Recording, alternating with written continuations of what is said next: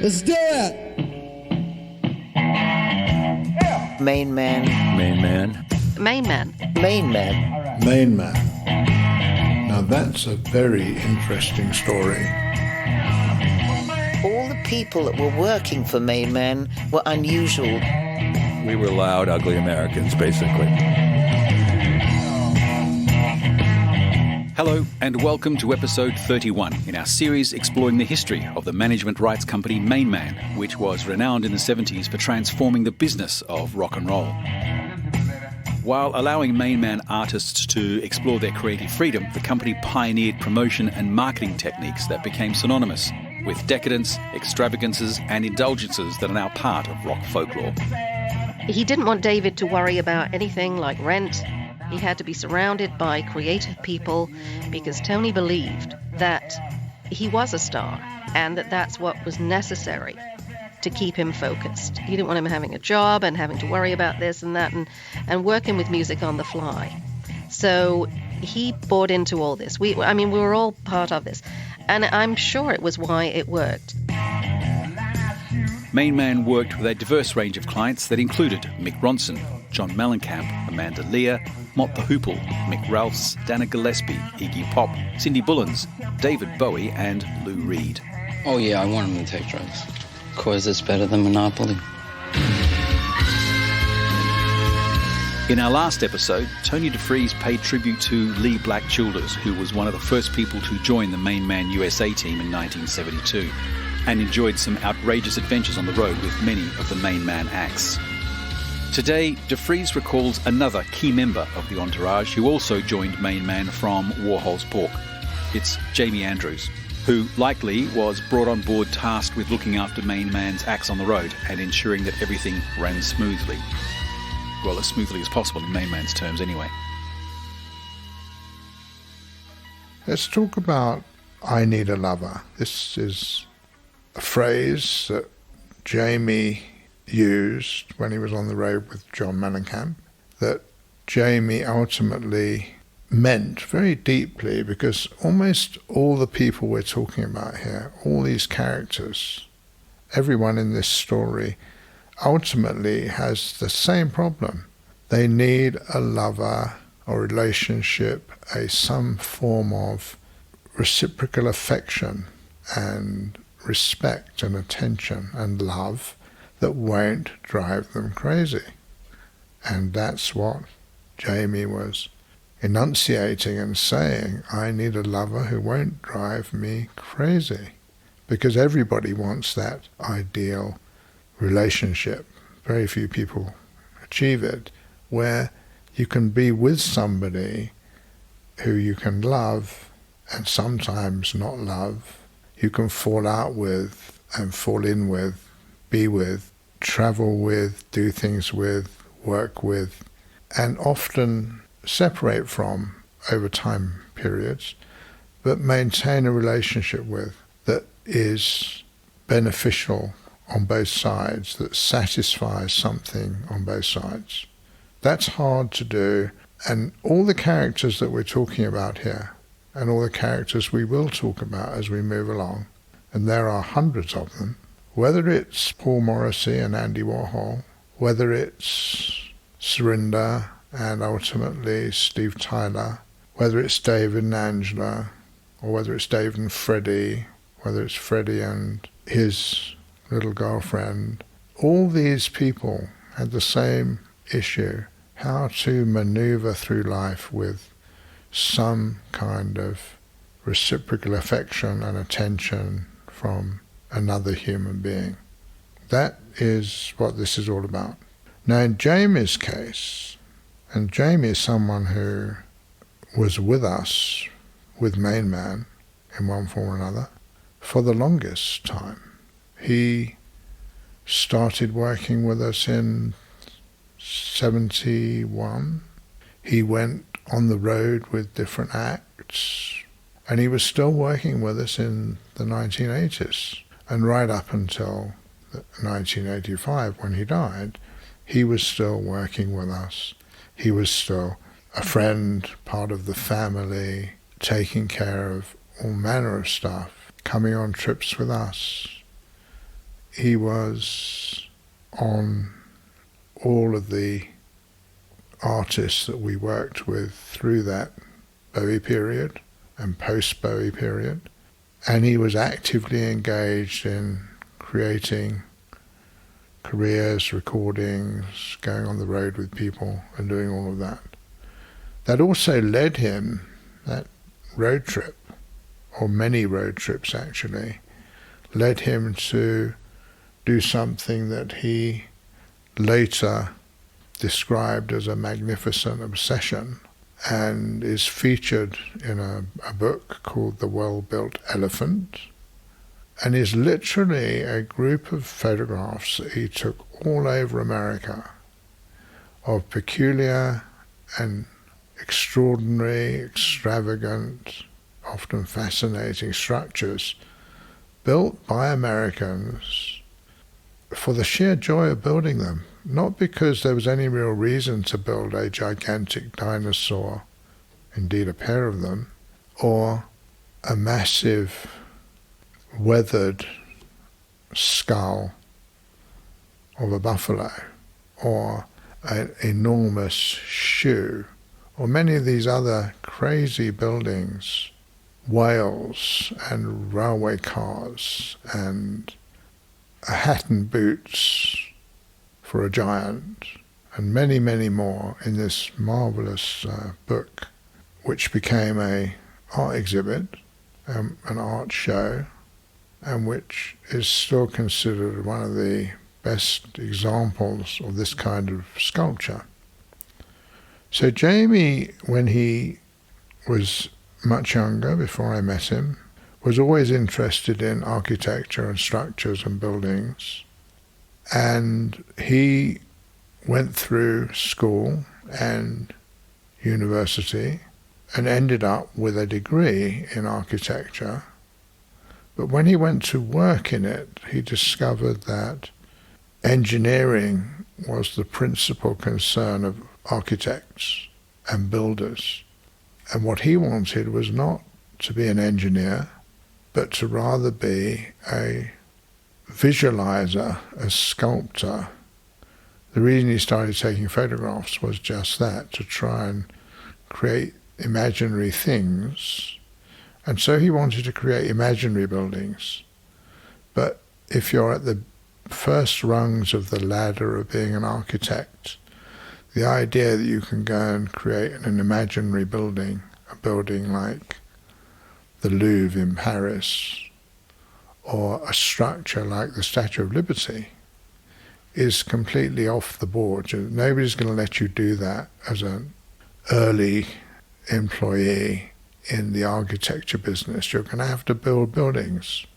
This was Frank Lloyd Wright's complaint. He didn't want to build buildings. He wanted to build skyscrapers and multi-level houses and strange and peculiar, extraordinary, wonderful stuff. Architecture only allows a few people to do that. Like everything else, most architects end up building horrible, boring buildings most of their life, and it's not fun. So Jamie decided he would have to try and do something else, try and find somewhere else. So he headed for New York. And in New York City, he found the Theatre of the Ridiculous. He found John Vaccaro. He found Tony Ingrassia. He found Zanetta. And this was all before I met him. He found Andy. He found the factory. And he found a girl called Edie Sedgwick. But unfortunately, Edie died young. She was a very interesting girl. If you look at Chelsea Girls, which is one of the movies that Paul Morrissey and Andy made with her, or Ciao Baby, which is a movie about her, but she died of a drug overdose in 1971. And that was something that really impacted Jamie, because even though she was in possible relationships with other people at the time, he had very strong feelings for her. And it's also a turning point for Jamie in that he decided after that that he wouldn't lose his heart to a girl. Another part of his conflict, if you like. But in the meantime, he had considered, before he got to New York, believe it or not, in between architecture and photography, he'd actually thought about going into a seminary, training as a priest. And again, he didn't find, when he looked at that more closely, that there was going to be any real potential happiness in that. So like I say, he's in New York, he's at the factory, he's working with the Theatre of the Ridiculous, and of course he ends up stage managing, which he was very good at, but also performing. And so when I first met Jamie, he was performing under the stage name of Rocky Rhodes, that was his stage name, as one of the characters, probably one of the characters in Pork. I think he was playing a few different roles actually, but he was part of that group, Zanetta, Cherry, Lee, Wayne, Jamie, who I met in that August 71, I guess, when Pork were in London, when David and Angela and Dana and Melanie and I all went to see them, and then we met them backstage. But I didn't meet Jamie again until I'd already started MainMan in New York and hired Z, Lee, Cherry, and of course we needed someone to go on the road with Act X. For example, if David was on the road and Zanetta was on the road with him, then we'd have possibly Mott the Hoople or Lou Reed or Iggy on the road, and they needed somebody to be with them. So ultimately we needed duplicates of Zanetta, duplicates of Jamie, duplicates of Lee. So we ended up with, obviously I was still there to go out, but I couldn't actually run the business from the road. You couldn't do that in those days. You had to be somewhere where you had a central functional office space, even if it was in an apartment, which initially it was. So we had this 58th Street apartment, we ran everything out of it, and people worked in it, and it was a crazy place, lots of fun, occasional screaming matches between the queens. But a lot of things got done, and a lot of work was accomplished. Bands were in and out, musicians and engineers and sound recording folk and whoever. So it was a busy place. But ultimately, it worked out. We had enough people to then monitor rehearsals, monitor the road, manage performances. Lee became very much an advanced man, so he would go to a city where we'd already arranged for a performance, where we had a venue and a promoter, and Lee would go and check out that the venue met the requirements, which often meant looking through a long rider of contract requirements and calling back to the office or sending telexes, and also finding out if there was any level of enthusiasm at the local clubs and other places, if there were fans who would show up. And a lot of this, of course, meant checking out gay clubs, visiting gay clubs, locating gay clubs, and finding out what the level of awareness was for David at that point in time. And this became something we did regularly as we built up different cities that we knew had Bowie fans, and that we also knew or found out. And at this point in time, this was very much an underground affair. You couldn't go into a town and say, "Where's your gay bar?" You couldn't just walk into a bar and say, "When's your gay night?" You couldn't actually mention the idea that there was anything going on. But you could find out by trying to locate places that had any sort of apparent, let's say, if there was local theatre, you might find some people there. You would find some bars and restaurants were slightly more relaxed than others.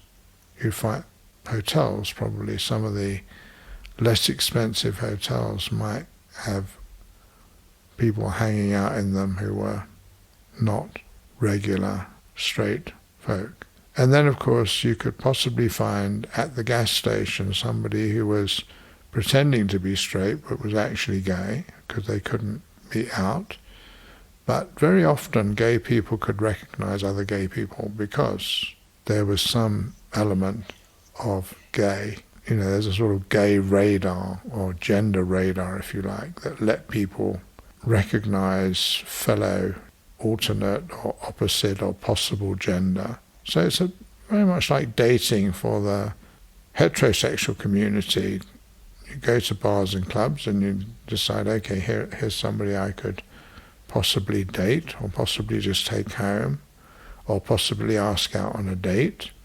Well, the same thing can happen for people who are transgender or mixed gender or alternative gender or open to, and this is what we gradually built up over a few years, a red book, if you like, of clubs in different towns all over America, and then we'd send people to visit them or encourage fan clubs in that town to be lookalikes, lookalike Ziggies, lookalike Angelas, and people would get very excited about the possibility that actually David was in their club when in fact he wasn't, but his lookalike was.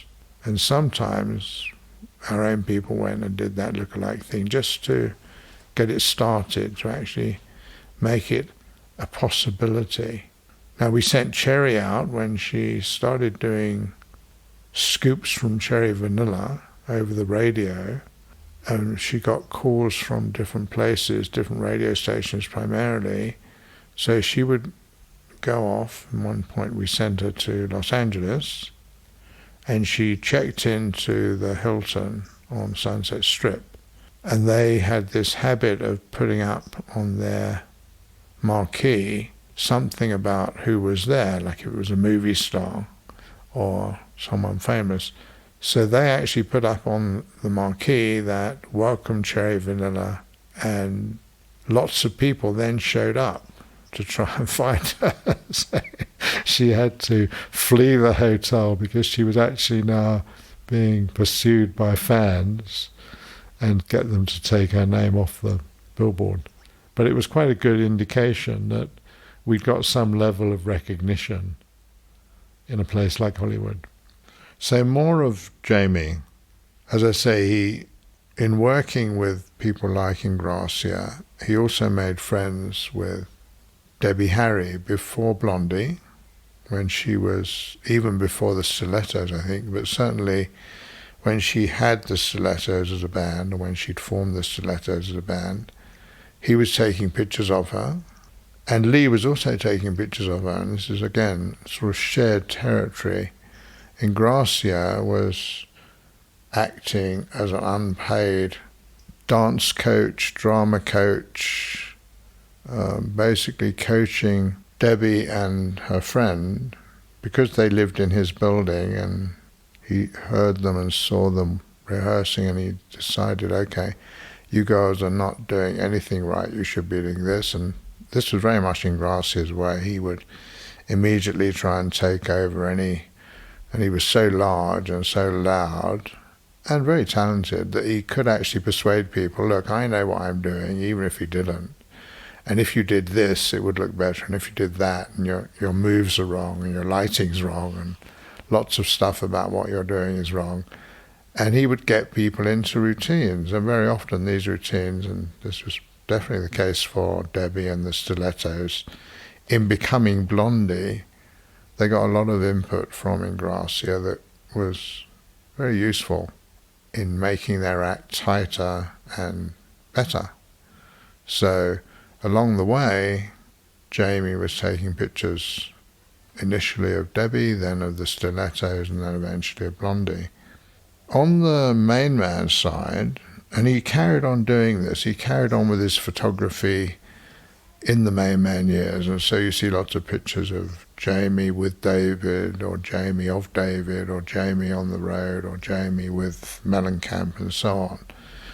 So when we started doing the Bowie US tours, US tour number 1, for example, you'd have an alternate Z or Jamie on the road on the bus. It's actually on one of those bus trips that Jamie was on the bus and they were traveling through somewhere like Kentucky to get to their next gig, and he passed this astonishing building that was a sculpture, and it was late at night, but there was enough light for him to see it, and he decided he wanted to take a picture of it. So he came back after they'd done whatever dates that were at the end of that bus ride, but the building had been demolished just in a matter of a few weeks. But that decided Jamie, okay, if I see another one of those buildings, I'm going to take a picture. And he started taking pictures whilst he was on these tours. And this is what led him to make this something of a life's work, certainly a work over some years. And he got background on all these buildings over time. And eventually, as I say, he published this very nice book and had this very nice exhibition. And some of those pictures I still have. I have one of the books that he gave to Fleur when she was little, with a very nice dedication. And the book itself is probably out of print, but might still be something you could find. After Bowie, Z had departed.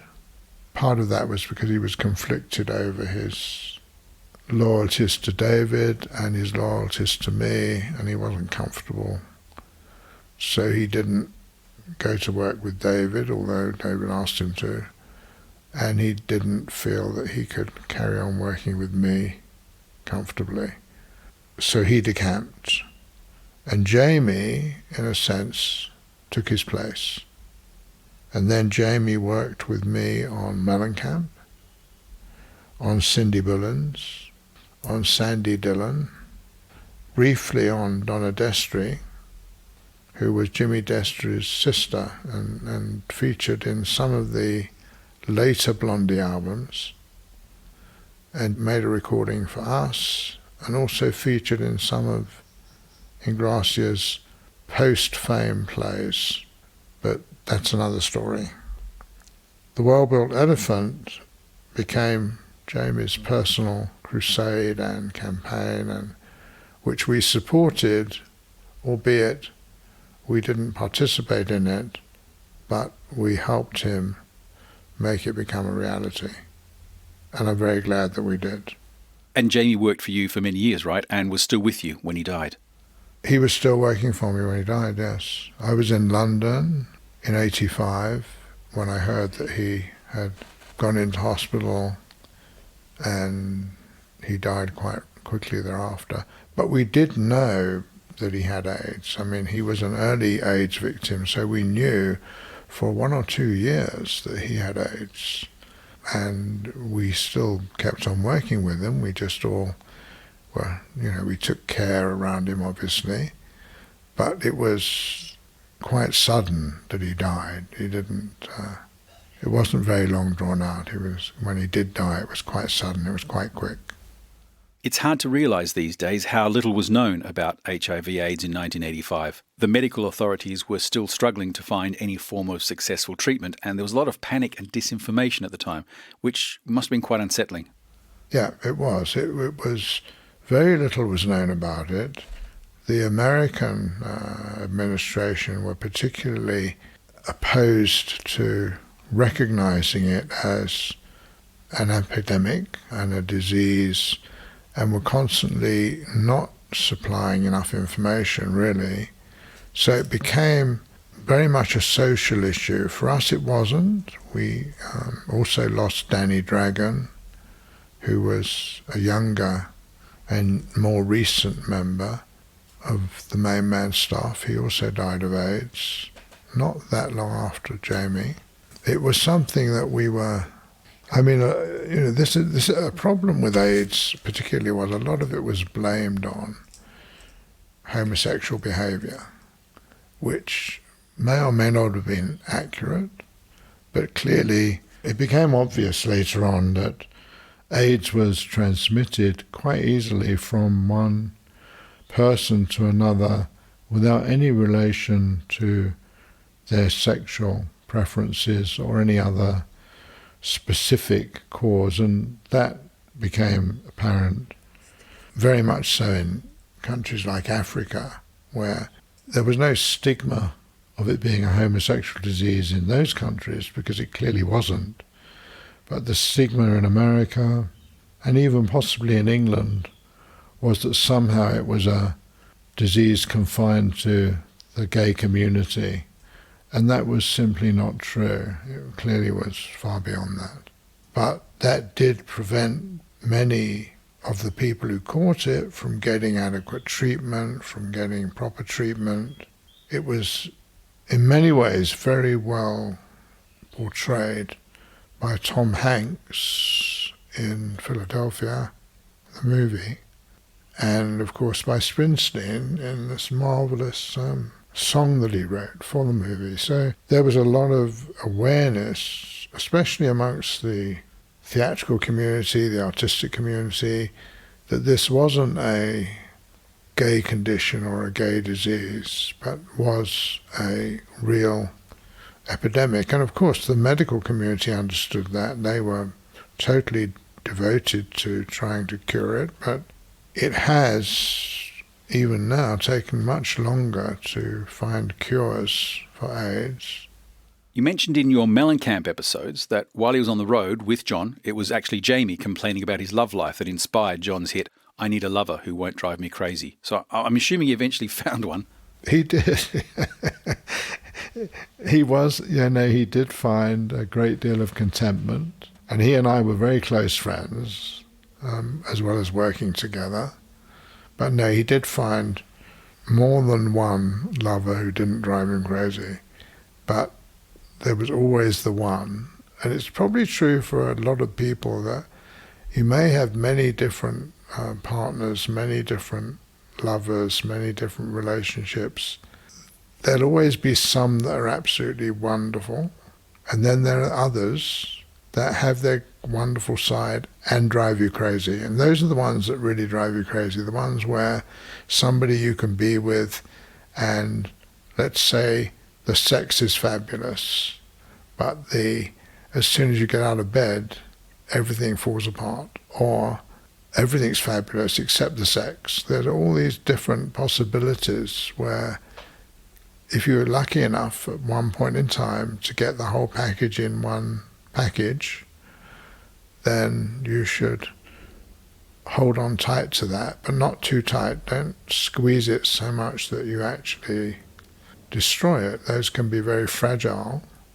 That's part of the problem. It may not be the lover that's driving you crazy. You may be the one driving your lover crazy, and you're getting crazy because of it. It's not always perceived as the lover's driving you crazy as much as maybe your own uncertainties are driving the relationship to the wrong place. So it's always an enormous emotional, practical balancing act to have a relationship that can survive the ups, the downs, and all the interrelated movement, other people's influences and events that can't be controlled. So somehow you have to manage them. And if you can do that, you might have a really, really lucky partnership with somebody. And when you find that, you should hang on to it, because it's really hard to get. I've been lucky enough to find that more than once in my life, but it's also often been disrupted for one reason or another. So I'm still lucky enough to have it now with Marlene, who I met when Jamie was still a very active part of our MainMan exercise, and she was active in that too. So it's all, at the moment, Marlene's my almost 40-year perfect partner. Tony Defries with his memories of MainMan's Jamie Andrews. There are some great pieces of memorabilia from Jamie's era that are part of the archive of MainMan documents, including photographs, articles, telexes, letters and production notes. A lot of them never seen before that we're adding to the MainMan label website each week. It's a great record of a very exciting period in rock history. That's at mainmanlabel.com. And on the website you can also check out the other episodes in the MainMan series. In the next episode you'll hear from another MainMan legend who unfortunately also died way too early. He was a very important player in Bowie's musical evolution. That's Trevor Bolder. I'm Des Shaw and this is a Zinc Media MM Tech production. Thanks for listening.